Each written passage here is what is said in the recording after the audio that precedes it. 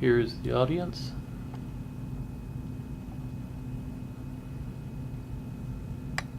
Imagine yourself walking along the same trail as Ralph Waldo Emerson, or pondering thoughts in the same spot as Thoreau. Maybe walk through the doors of Faneuil Hall and hear the echo of voices of the great leaders of yesteryear. Perhaps America's oldest ballpark might pique your interest.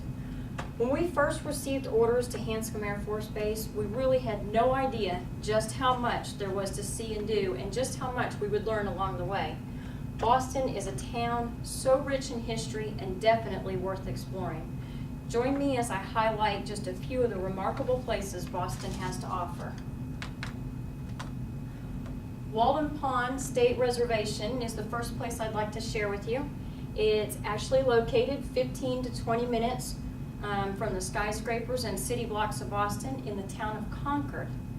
When you first arrive at the reservation, you kind of go to yourself, wow, this just came out of nowhere. In reality, it encompasses 2,600 acres of undeveloped woods, and smack dab in the middle would be a 102-foot deep glacial kettle hole pond.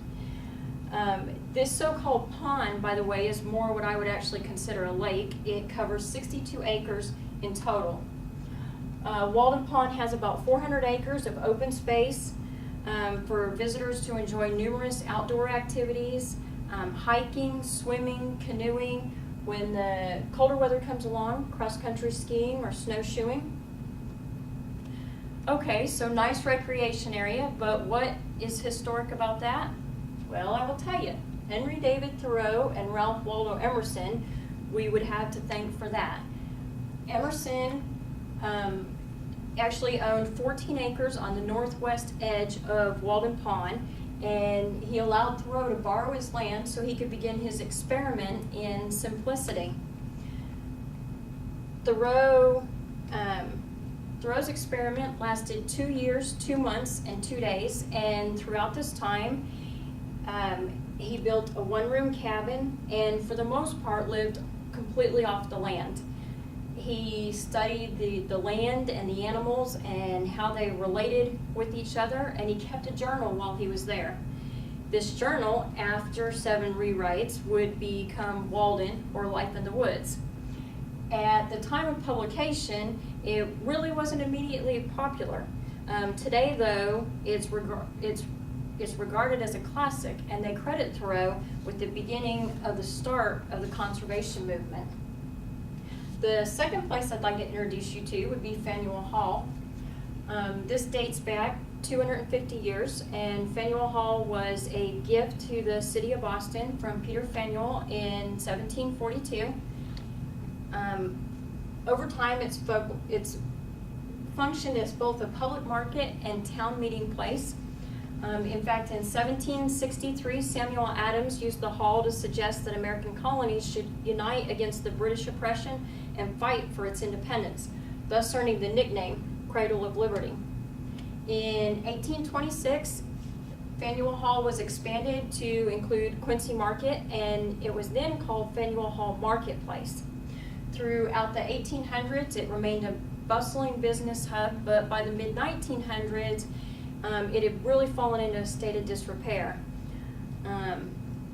Originally slated for demolition, a group of Bostonians began the efforts needed to restore the city, and this would be dubbed America's first urban renewal project, which would be copied by many cities thereafter. A visit today to the marketplace is almost carnivalesque in nature. You'll find 7 cobblestone acres covered with, you'll encounter anything from the upscale to the unusual. Besides the numerous shops and restaurants, you'll inevitably run into the street performers, or buskers as Bostonians commonly call them.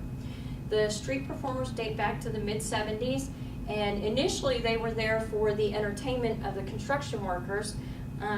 They never left, and Faneuil Hall is now internationally known for this type of entertainment. From puppeteers to jugglers, musicians to clowns, almost year-round, you can expect to be entertained. The last stop on our journey tonight would be Fenway Park. Fenway is America's oldest ballpark and is experienced all on its own. When you walk into the ballpark for the first time, you feel like you've stepped back in time. The park originally opened in 1912, the same year the Titanic sunk, and it really hasn't changed much at all. The Red Sox won the World Series that year, but Babe Ruth was sold to the Yankees 7 years later. It would be 86 years again before Boston would make it back to win the World Series, thus fueling the story of the curse of the Bambino. By the mid-1930s, a gentleman named Thomas Yawkey bought the Red Sox, and he began some renovations. He added 5,000 seats to the ballpark. He took out Duffy's Cliff, which was an embankment in the left field, in left field, which rose about 10 feet, and he also created a wall.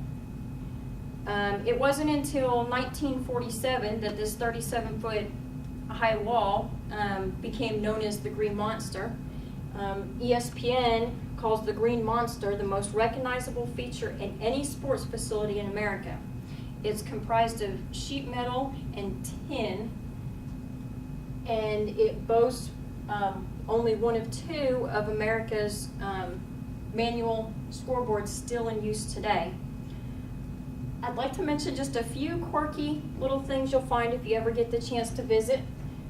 Section 42, row 37, seat 21 is the only red seat in a sea of green.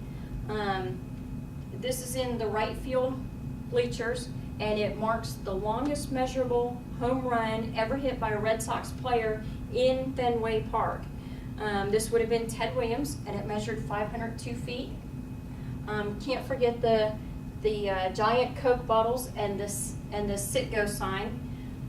Citgo is most commonly known to the Fenway faithful as See It Go. In closing, I'd like to say that our assignment to Hanscom was not nearly long enough for us. My oldest kids got the chance to experience a lot of what the city has to offer. We got to swim at Walden.